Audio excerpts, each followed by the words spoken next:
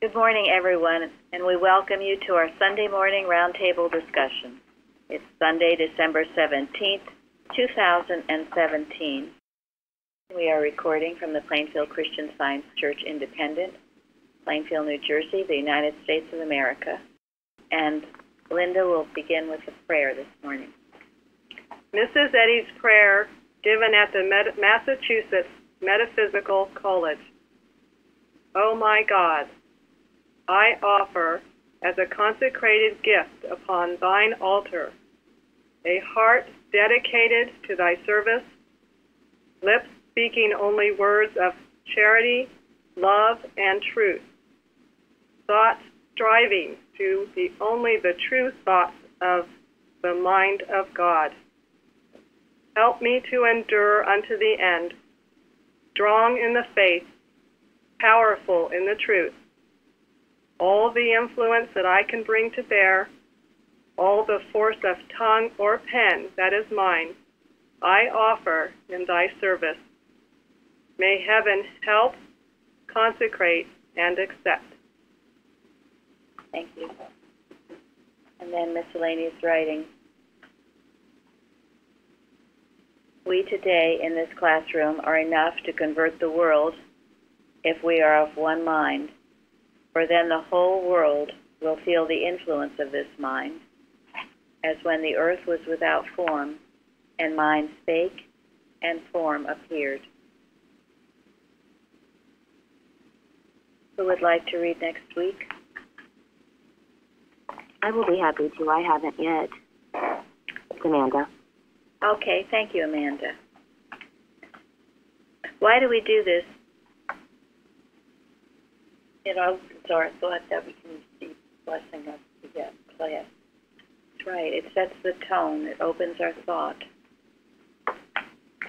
And it does set the tone of one humility and receptivity. And also what being together in unity can do, can convert the world. We must know that Mrs. Eddy wouldn't say it unless it was the truth. So this is very important work, and we thank you all for joining us to do it. Okay, I'll say, I think it's also in keeping with what we read in the Bible. Eliezer, who was a servant for Abraham, was given the mission to find a wife for Abraham's son, Isaac. So Eliezer prayed before, and after he met, I think it was Rachel, he prayed at that point. And then when it was decided that she could become his wife, the family had agreed to it, then he prayed after that. So he prayed through the whole thing, beginning, during, and after. Very important, the prayer without ceasing. There's a reason why Jesus said, when two or three are gathered together in my name, there am I in the midst of them. That's what that means. When we're together in one mind, there's a power that nothing can withstand. I'm sure we've all felt it. And our subject is the universe, including man, evolved by atomic force? Before we go any farther, I did want to mention next week there will be no Bible study and also no roundtable. We are having two services Sunday. You're certainly invited to our Sunday service, and then at 8 p.m. our Christmas Eve service, which is a very holy and special time. So we hope you all can come. Okay, we'll start. Linda, the watching point, 137. It's one of my favorites. It makes an extremely important point. You want me to read it? Yeah, it's short enough to. Go ahead. Okay. Watch lest you accept divine mind as the power that heals the sick and fail to demonstrate it as the source of infallible wisdom as well. In Mark 1:44, we read of the man whom the master instructed to say nothing to any man about his being healed. The man disobeyed and published it widely, showing that he accepted divine mind, which Jesus reflected, as the healing power, but not as the source of wisdom. Yet if mind is the one, it surely is the other.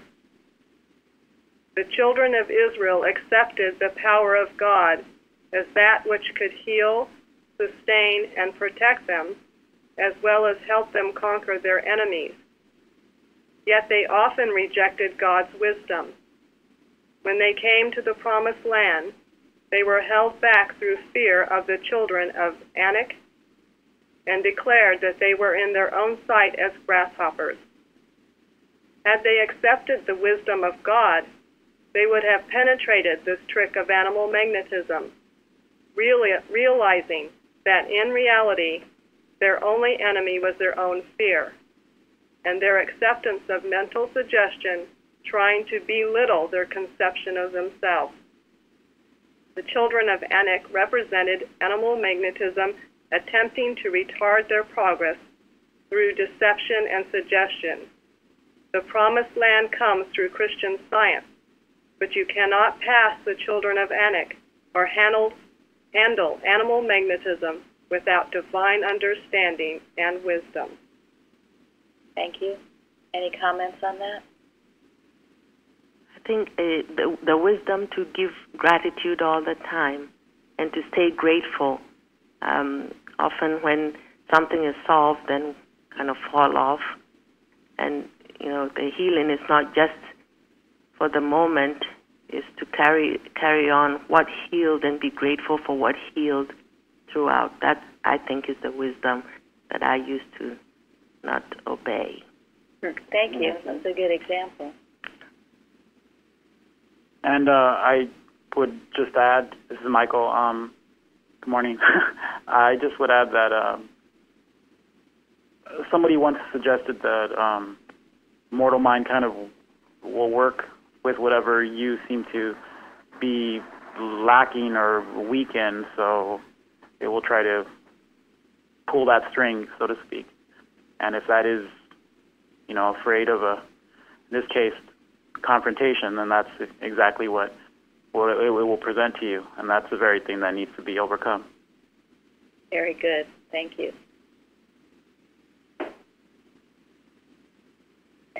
Error is always tricky. That's the only way it can get to you, is to trick you or deceive you in some way. That's why this is such an important watching point. That's why when you have things occur right before it's time to have a church meeting, if you're not wise enough to see it's trying to prevent you from getting to the service, you'll fall under it. If you see that that's its intent and you don't let it happen, you will grow stronger for it. And that's true what Michael said. It will try to come in a way that seems normal, in a way that you will accept. And it squeaks through your weak spots, which is what Michael was, I think, saying. So, yes. Which is why it's important to know what your weak spots are and replace them with strong spots. And that is how you do it, by recognizing God as the source of everything good, wise, real, and not replace God with something else that would create a weak spot that error could creep through, whether it's a personal sense of somebody or something, or worshiping something or someone other than God. Whereas Michael said that was a good example, afraid of confrontation. A lot of people have that. And, when you're afraid of confrontation, it's going to follow you everywhere you go. That's the bullying concept. So you stand up. And first, you always stand up mentally. Era knows if you confront things in your head mentally that you're not going to take something anymore, the Era that would like to bully you knows, and it will back down if you really mean it, and then you won't ever even come to any other kind of confrontation. I know, because I was that way, and I've had to learn to do this. We were taught here you should always have steel in you, a steel that nobody passes, nobody crosses that. Nobody gets too familiar or too pushy or too whatever.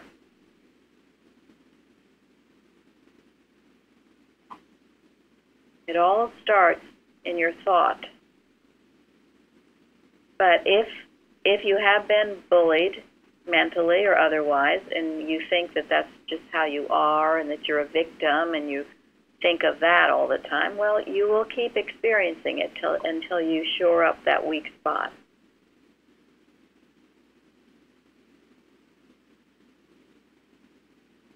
If it knows it can get to you with suggestions of sickness, if it knows it can get to you with suggestions of failure, if it knows it can get to you with suggestions of inability of any kind, it'll go for that until you put your foot down and not allow. But be wise. Be wise in your dealing with animal magnetism. Anyone else on that watching point? Well, I would like then to, subject is the universe including man evolved by atomic force, and golden text, in the beginning God created the heaven and the earth. And we will jump to in the forum Parthens about, because I believe it was also what Jeremy talked about a few weeks ago, matter and antimatter. Yeah. Okay, what did Parthens say in the forum, or anyone want to? I know a few others of you wrote on that subject. Suzanne, Florence.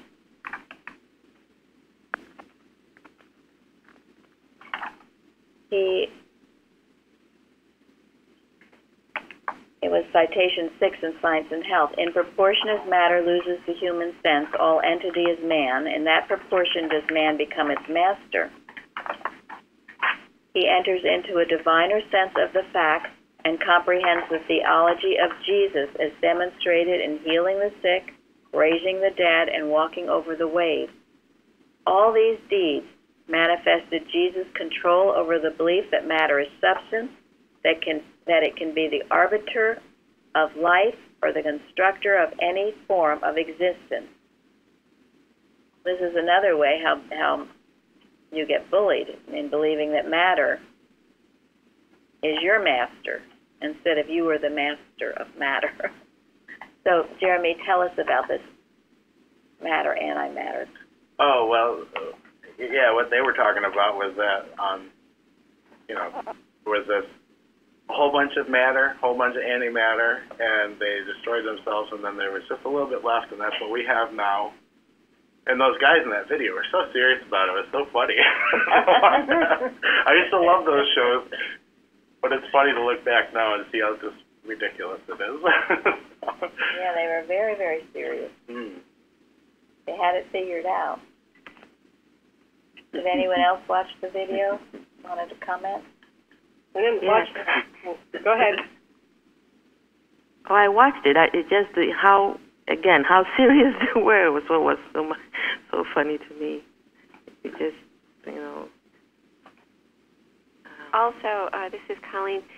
They said that we were the leftovers, and I thought, how when you think of yourself as a leftover, you don't really have a lot of respect for your identity, and so therefore you probably do a lot of things that aren't morally that great, but to know yourself as an individual, the image and likeness of God, you're going to, be kind to your neighbor and do good things. But the antimatter, video was saying, well, we're just leftovers. Yeah. Well, it's like saying we're all a bunch of turkeys, right? I mean, yeah. It's well, it shows how silly human beliefs are. It's a human theory, and it reflects the mind of the person who created the theory in the first place. It's just a reflection of someone's imagination, which is why it's really, really neat to have science and health to explain the truth, so you can see through all this stuff. I think it makes a very, very strong point that to remind ourselves of our beginning, where we beginning from spirit only. And the lesson throughout, I think, makes that very clear, the separation of matter and spirit, that we can't dwell there anymore. That's not who we are. It even made me think of Gilgal in the Bible. The Gilgal where roll away meant separation. They were to separate the life that they have had as slaves in Egypt into this new way of living. So the same way I was thinking, well, it means how much I have to always constantly remember who I am, what God says I am, not that matter, fleshly, mortal, subject to all the ills that come with it. Thank you. Yes. I thought it was very profound that the very first verse in the entire Bible is, in the beginning, God created the heaven and earth. It's one that the entire Bible starts with. Because if you look at human belief, what your eyes see, it's a contradiction to that everywhere you look. But the Bible says it's a fundamental fact and truth about everything. Thank you. What were you going to say, Jeremy? Oh, it's just that godless thought always wants you to think that nothing matters, and there's no way to really know what went on, and basically that you're kind of foolish for thinking there is a reason. So, I mean, that's the end that I came to right before I got turned around and came here. Thank you very much. And of course, we know what Einstein, we've talked about that before, he proved in a scientific way that the nothingness of matter. That way, and then when he moved to Princeton and read Science and Health, he recognized how profoundly true the book is.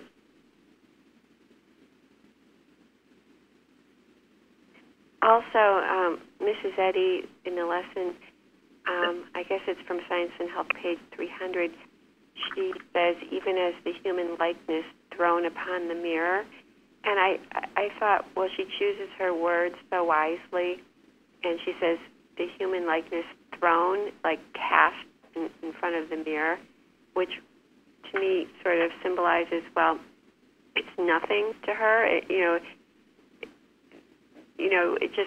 was just trying to show sort of the disregard for the matter portion, because we're 100% spiritual. Yes, and the more you accept it, you have to accept it, because all your material senses are telling you that's a bunch of baloney. So you have to start in faith by accepting it. The more you will prove it. And I love, we'll probably end with this, but in miscellaneous writings are questions and answers. And someone's asking the question about matter, but she says, if you will admit with me that matter is neither substance, intelligence, nor life, you may have all that is left of it. And I love that. Okay, so, and it's Martha Wilcox, I think, that goes into these properties, what makes it. It's the denseness, the gravity, all these things that seem to make it something. But that is belief, and we can prove it. And Jesus did prove it, as this lesson shows, as Joshua did too. Shardy, that was so beautiful what you said on the forum about Reg Carey. Tell us that story. Well, I was struck. I spoke to the lesson, and I started to read his book on Romanism. When they said that it was this lesson, it just bonk, hit me in the head, and I had to share it. That he was 18. It's on there, and he was diagnosed with cancer and told that he wouldn't see his 25th birthday. And somebody invited him to a Christian Science Sunday school, and he went. And there were 6 young men, he was 18, and the teacher said, well, you read, what's the lesson this week? They read it, is the earth, formed a man by atomic force, and the child said no. And Reginald, that was it for him. He knew it was the truth. And he never went back to a doctor. He continued in Christian Science all of his life, and he stayed in Sunday school. And then I didn't even tell this part. You have to read the book. He tells how his family comes into Christian Science. It is beautiful. Beautiful. And Gary, tell them who Reg Carey is, for those who might not know. Reg Carey was for many years head of security for the Mother Church up in Boston. And while he was there, he saw the garbage that was going on, the ineptitude, the corruption that was going on, and he saw what it was doing to the Christian Science movement, and he couldn't stand it. So while he was there, he warned the directors about things that they were doing wrong, and they refused to listen to him. And so he sent letters to all the churches telling them what was going on up there, and found us at about the time. This was just before we were excommunicated. So he found us, and we became the best of friends. We helped him print some of his letters and mail them. And when he was excommunicated, he would come and visit us at times during the trials that from this lawsuit that Boston instituted against us. And he would come every once in a while and cheer us up and encourage us and testify at Wednesday meetings. He had an incredible set of healings during his lifetime that he shared with us. And he came to the trial, and he would welcome the lawyers for Boston and shake their hand, and they they didn't know what to make of all that. But he encouraged us. He said, "Listen, they don't know what they're doing." He said they don't know the science. They don't know the science in Boston. Which is true. So they're hiring these lawyers to do the dirty work for them, and they just don't know. So love the hell out of them, and victory will be yours. And it was. And before, when he was still part of the organization, he was one who went after the carpenters and their foundation. And he regretted it. He regretted it. He realized afterwards what he had done. So he was a wonderful friend, and he did. I know at one time I was trying to cull out his testimonies. He didn't come here that often, but when he did, he would always give these blockbuster testimonies, which I wish I had remembered them all, but I don't. But it was similar to what Shardy just told. It had incredible healing. I think he didn't have a half of a lung, and it was restored. He had these amazing healings, and Emma Dunn had been his practitioner, I believe. She had been an actress. Anyway, you can buy the book. It was written by his second wife, Eliane, who used to visit us as well. She's Swiss, and we think she went back to Switzerland. We haven't heard from her in years. But after he passed on. Yeah, after he passed on. So, thank you. That was beautiful that you found that and put that on the forum. What a wonderful contribution and a reminder of him. Okay, well, let's see. Jeremy, you commented on the responsive reading about blessed is the people that know the joyful sound. They shall walk, O Lord, in the light of thy countenance. Yeah, I was thinking that sound, it reminded me of John 10:4, the sheep follow him where they know his voice.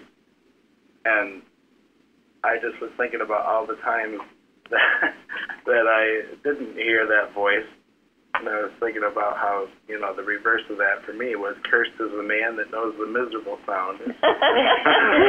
That was very funny. So, all that stuff that went on through those years just got turned right around coming here. And it's so much better to hear the joyful sound than it is that miserable sound. That's a beautiful thought, really. We all can hear the joyful song. We don't have to be part of the miserable groaning of mortal mind. But you have to have the courage to shut it up, we say. And I loved what Craig wrote, where he said, the works of the Lord are great, thought out of all them that have pleasure therein. And then his comment was, surely I have pleasure therein. So I must seek God's will, God's wisdom, God's principle, and God's strength. Then expect a great work, an unselfish work, a lasting work. That was beautiful. Wasn't that just beautiful? Yes, very beautiful. And Craig at the moment is seeking employment. I thought what a beautiful way to look at it, but it can be looked at in many ways for all of us. Do we get pleasure in the works of God? Do we seek the works of God out? Because if you do that, everything else falls into place. If you put that first, if you're seeking out his works, and if you get pleasure in them. So what are his works?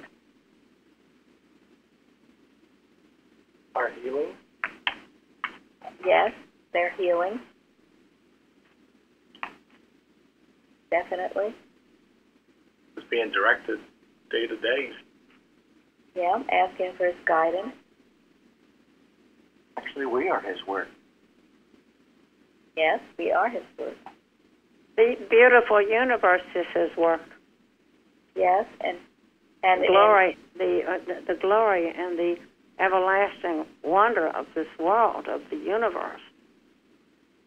And to see him in everyone you come in contact with. Thank you. See his work in each one of us. That's called bringing out the best in others. But if you see it and refuse to accept anything other than God's work, that has a tremendous healing effect.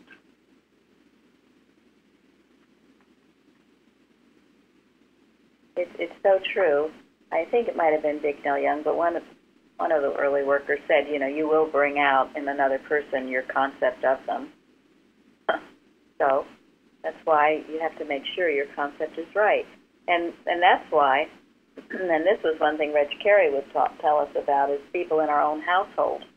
To watch people in your own household, because if you've lived with someone for a while, you might see them in a certain way as being a curmudgeon or being stubborn or whatever. And you've got to unsee that and know the truth, so you're bringing out the truth about them.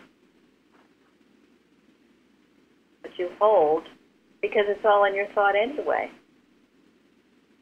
So this is seeking God's work. And that's what the first commandment is. Or the second commandment, I guess. Love God with all your heart and mind. And love your neighbor as yourself. And that's what that means. See yourself as God's work, and then see everybody else as God's work. And you'll get along much better. And if you need employment, you'll also find proper employment. Because if you're going to an interview and you're seeing everyone that you're talking with as a child of God, if you're acknowledging the one mind, if you're expressing the Christ consciousness, don't you think that's a value? Don't you think other people are going to feel it? Don't you think it probably will make you unique to other people who might not be doing that or know to do that? Go in with the authority of Christ. But this is something you seek to do, and you do it all the time. It's a way of life, and you enjoy doing it. Not something you, oh gosh. Not something you turn when you're in the room and then turn off when you leave. Yeah, exactly. Because that'll come across as fake and phony. Something you just do. And it does also mean, participating here, being part of things here, giving back because you've received. If you have a taking attitude and you just take, eventually what's going to happen? Lose, lose, lose. Yes. The fount will dry up. It will. It'll dry up. That's why we encourage all of you to participate, give testimonies, write on the forum, give back. And it feels wonderful to do it. And it does feel wonderful. Thank you. What that hymn talks about, make channels for the streams of love. Thank you. Thank you. That's exactly what it means. And it reminds me of what we said at the beginning, too, is this is when the air tries to trick you out of giving testimonies, posting, or you'll try to post and it won't work, or you get these awful thoughts or interruptions, and if you take it personally, you... That's exactly right. That's the trick of error. Try to get you not to do it. So, but if you see it, because I know some of you that you just, now you're learning and you don't let that happen, but in the beginning, you'd fall down immediately. Anytime here, if we were given a project to do and it seemed impossible, we would not accept impossible. I don't know whether it was last winter or 2 winters ago, when we had a snowstorm. It lasted all day on Saturday into the night. We were the only church, it might have been the only church in New Jersey that was open. Jimmy, Carol's son, came and plowed our parking lot. And Bella was out in her car. Benjamin walked. Bella picked Jeremy up. There was a small group of us. We had the heat on, the lights on. We had our service, and we broadcasted our service because we were taught you don't take no for an answer. If it's a right idea, there's got to be a way. And later, it might have even been a few days later, Gary and I were driving around the countryside of New Jersey. Every church we saw, the parking lot had not even been plowed out yet, without exception. And that was in Plainfield and outside of Plainfield. So there's always a way. That's what this week's lesson says, and maybe we will go to that. That God makes a way in the wilderness, doesn't he? Yes, thus saith the Lord, which maketh a way in the sea, and a path in the mighty waters. Behold, I will do a new thing, now it shall spring forth. Shall ye not know? I will even make a way in the wilderness and rivers in the desert. That's God's promise.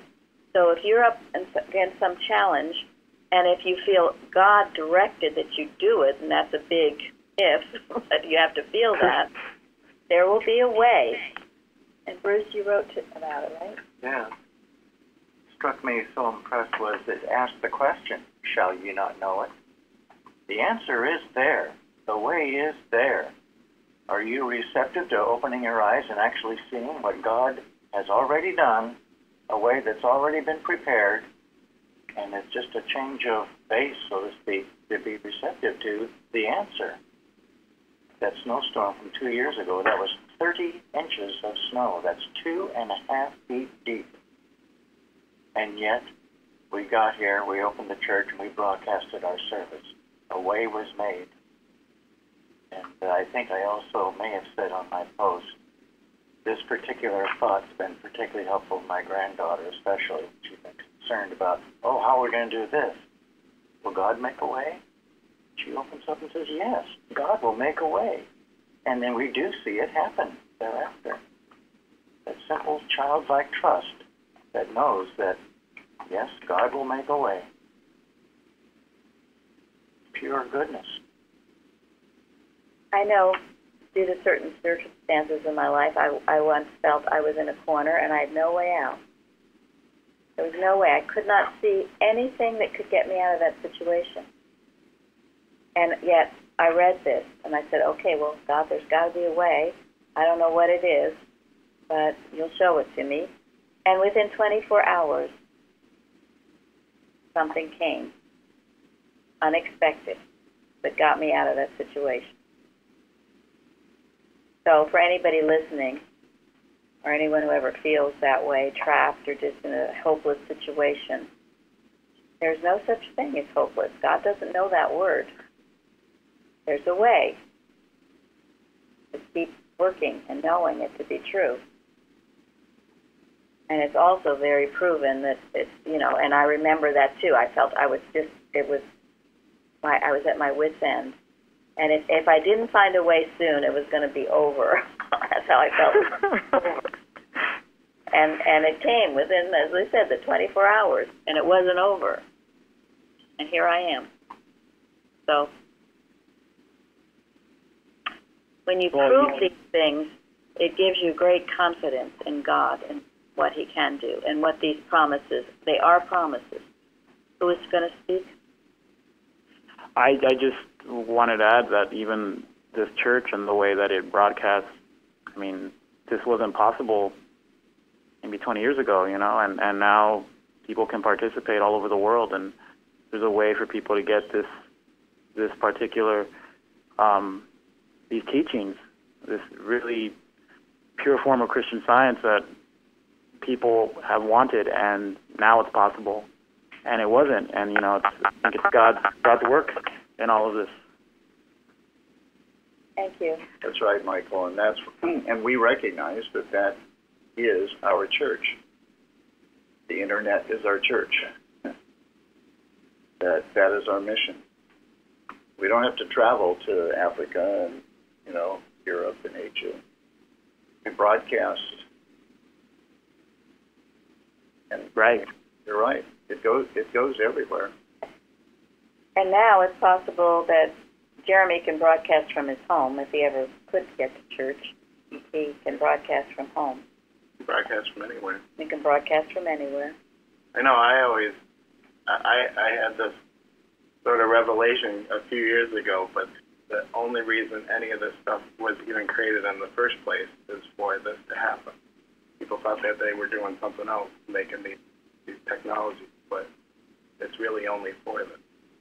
Get this word out there. That's a beautiful. I trust that. I think absolutely.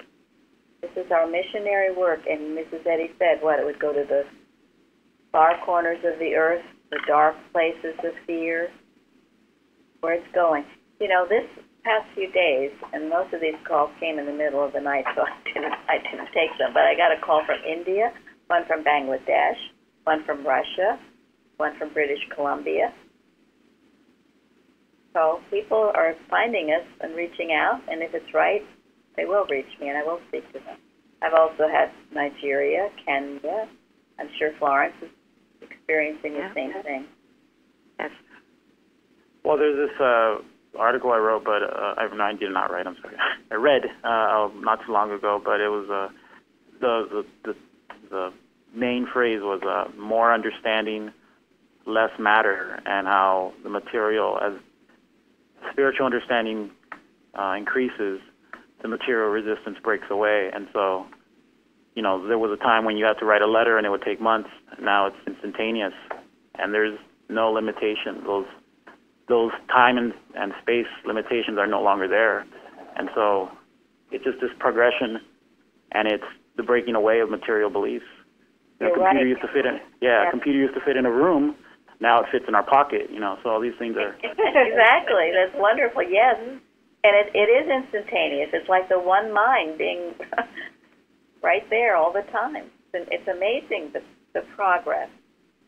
Communication is spiritual. Yes. And when you recognize that it's the work of God, then you can do great things with it. Yes. And that will counteract all of this negative stuff that's also out there. As we pour this truth out, it neutralizes anything that's not of God. which is why we keep doing it, why we're pouring it, why YouTube. You know, one time someone told us we shouldn't go on YouTube. But we have so much. How many things do we have on YouTube now? Nearly 2,700. Wow. And it's pouring out, and we know by the views, thousands of people are viewing. But even if no one was viewing it, it's going out on the airwaves, and it's the truth, and it's being spoken, and it's having an effect. What was the concern about YouTube? Because of the advertising? Yeah, that people from the church would go on, watch our videos, and maybe in the recommended might be a lot of other weird stuff in there. And I said, well, if we don't put anything on there, then it will only be the weird stuff. And that was the whole world is full of weird things. So it is. And also, it's saying that we don't have the intelligence to make the decision. No, I don't want to watch a weird thing. I'll watch, our channel. So. Well, I can understand. I found something recently about Christian Science, something over the UK, and the ads that popped up were for psychics. I mean, think about that. You know nothing about Christian Science and reading this stuff, and then all these ads are all psychics. So it's very weird. Well, the thing about it is Google and YouTube, they use these algorithms, but these basically they're kind of like AI. AI can only mimic mortal mind. Mimic anything else. Right. It's always going to be weird stuff that it's picked. And that argument should definitely not be a reason for us not to do what we do. That things happen, so that doesn't mean, we're not going to put things out on YouTube just because maybe they'll see an ad for the psychic. Well, no, we keep pouring it out, and no, we annul that attraction. The only true attraction is that of God's good spirit. Well, Paul had that lady who was a psychic that went after him, and he rebuked her. Exactly. So even in those times without internet, they still had to. And psychics need the truth too. Yes, they do. I would like, Michael, I thought what you wrote on the forum was very good. Deuteronomy 10. And now, Israel, what doth the Lord thy God require of thee, but to fear the Lord thy God, to walk in all his ways, and to love him, and to serve the Lord thy God with all thy heart and with all thy soul. So, what were you talking about, man's desires? Well, in the first chapter prayer, Mrs. Eddy writes about, she asks, actually, do you really want to understand God? I'm paraphrasing, not quoting, but the idea that our real desires are all tied up with God, even if we may not recognize it that way.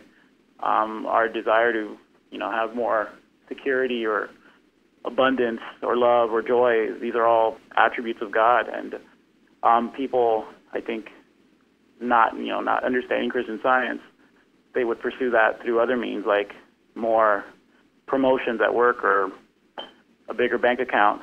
But what I came to understand was that these are things that come from God, and to the extent that we have God in our lives and understand God, these attributes are naturally there, and they become more and more a part of our day-to-day experience. Thank you. So in other words, everything you desire, abundance, as you listed, confidence, health, a lot of things you desire. What you are desiring is God. You are desiring God. And if you turn to God and understand that that's what your desire is for, that desire will be satisfied and filled.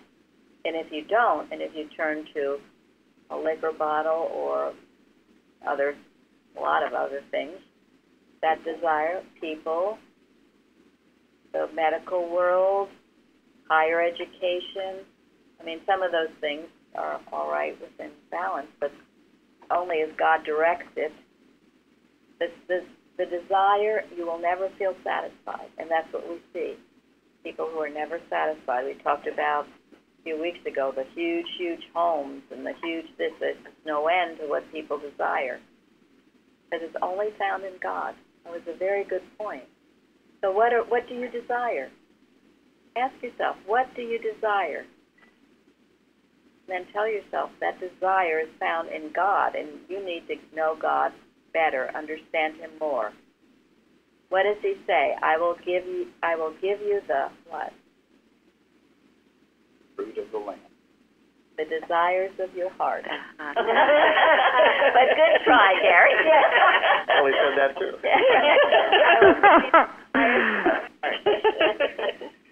All milk and honey. when you seek me.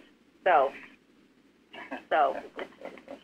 And then Florence, what you said is about mortals gain the sense of health only as they lose the sense of sin and disease.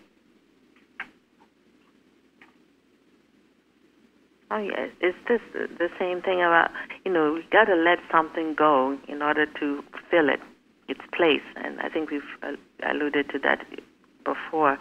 We have to give up the past, all these things that happen that remind us of what we are not, so that we can gain what we are as we are learning, what we truly are, what God's saying is what I was trying to bring out.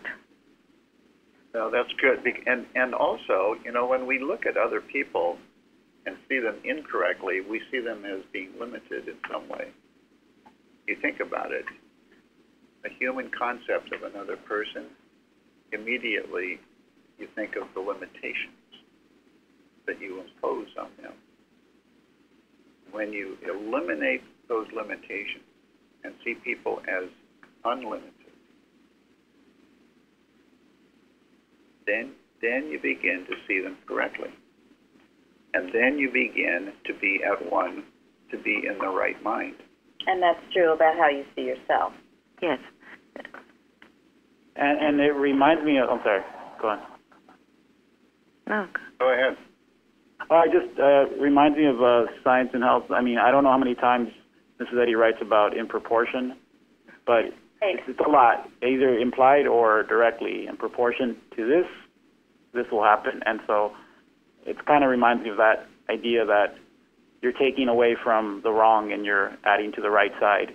Yes. And it comes to a point where there's a tipping point where the spiritual side will overwhelm or overcome the supposed material error that's being dealt with.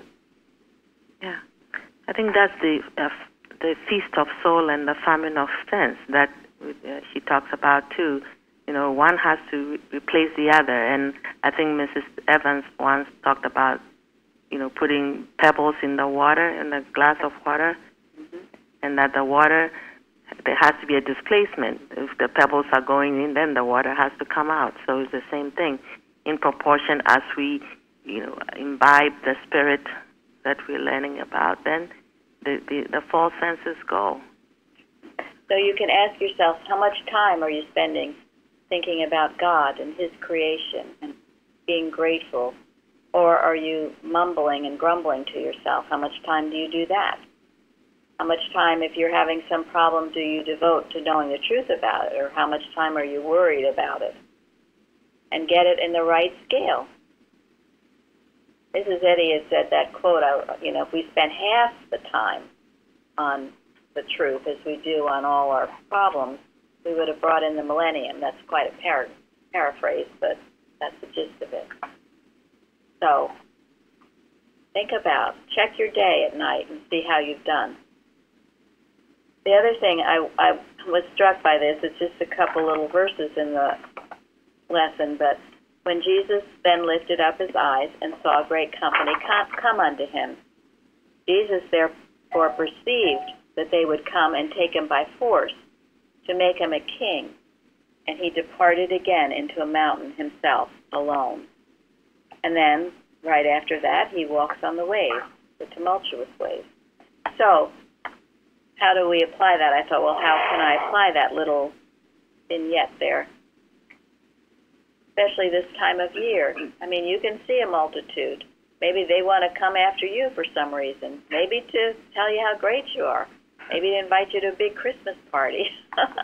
Maybe a lot of different reasons. What will your response be? He didn't want any of the adulation, obviously, and he disappeared. He went up to a mountain alone and prayed. He wasn't tempted. So, go ahead. Yeah, so my response would be, I want to be only where God wants me to be, and I want to do what He wants me to do. That's it. Yes. Thank you. And Jesus once told Caesar somebody, my kingdom is not of this world. So for me, ask myself, is my kingdom of this world? Do I seek the things of this world? Human adulation? More matter? It's good to ask yourself, where is your kingdom? And whatever's your duty to do, you can do without harm to yourself. But if you were seeking out things that maybe aren't the best, then, who was it? Somebody did something that they felt, they felt they were getting the message that they should be doing. And there was a lot of suffering afterwards. And if they only listened and not done, come down from the mountain and partook of these festivities, which the human world would say are great, wonderful. But as a scientist, and as we go up higher, we must be more careful with what we do. And again, we need the wisdom, the discernment, to know what is of God and what isn't. And it's not that we're less loving, we're more loving. Okay, we're going to close Miscellaneous Writings, Questions and Answers with a question. If God does not recognize matter, how did Jesus, who is the way, the truth, and the life, cognize it? Christ Jesus' sense of matter was the opposite of that which mortals entertain. His nativity was a spiritual and immortal sense of the ideal world. His earthly mission was to translate substance into its original meaning, mind. He walked on the waves. He turned the water into wine. He healed the sick and the sinner. He raised the dead and rolled away the stone from the door of his own tomb. His demonstration of spirit virtually vanquished matter and its supposed laws. Walking the wave, he proved the fallacy of the theory that matter is substance. Healing through mind, he removed any supposition that matter is intelligent or can recognize and express pain and pleasure. His triumph over the grave was an everlasting victory for life. It demonstrated the lifelessness of matter and the power and permanence of spirit. He met and conquered the resistance of the world. If you will admit with me that matter is neither substance, intelligence, nor life, you may have all that is left of it, and you will have touched the hem of the garment of Jesus' idea of matter. Christ was the way, since life and truth were the way that gave us, through a human person, a spiritual revelation of man's possible earthly development. Thank you. Thank you all for joining us today. We'll have a wonderful service coming up now. Thank you. Thank you. Thank you. Thank you.